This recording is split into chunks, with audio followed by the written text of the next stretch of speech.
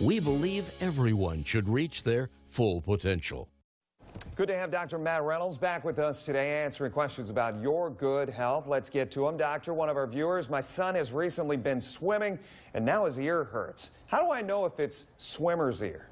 Swimmer's ear is an infection of the outer ear and typically is characterized by ear pain, redness, itching, or swelling of kind of the outside canal of the ear. It typically starts within 48 hours of swimming, but really anything that damages that canal can cause symptoms such as trauma or even inappropriate cleaning. There may be pain below the ear or even into the jaw when that outer ear is moved if it's tugged on as well. Typically, topical antibiotics will usually be your provider's first choice, and they may choose to add a steroid to help with pain and treat the symptoms faster.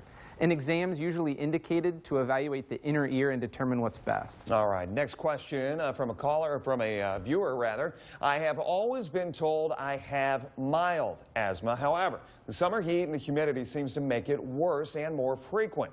Can my conditions actually get worse? Yeah, unfortunately it's possible for the severity of your asthma to change for either better or worse.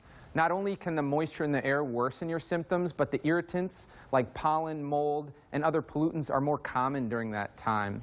It's important to understand what triggers your asthma, how often those triggers occur, and the significance of the impact it has on you. So work with your provider on what medications are best to control your symptoms, and be sure to develop an asthma action plan to figure out what to do if those symptoms change. And finally, caller says, I'm training for a run, but with all of this hot weather recently, how do I know if it's safe to exercise outdoors? It's very important to pay attention to the heat during outdoor exercise or any exertional activity for that matter. So pay attention to something called the heat index, which is a combination of humidity and air temperature.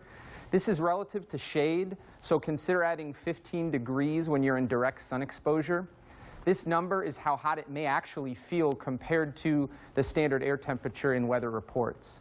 Consider only light activity for short periods of time if that number is above 82, and avoiding them altogether if above 90. All right, a little reprieve this week weather-wise. Yeah. Doctor, good to see you. Thank you so much. Thanks. Next time, tomorrow, legal matters on Ask the Expert. You can always email us, the address right there.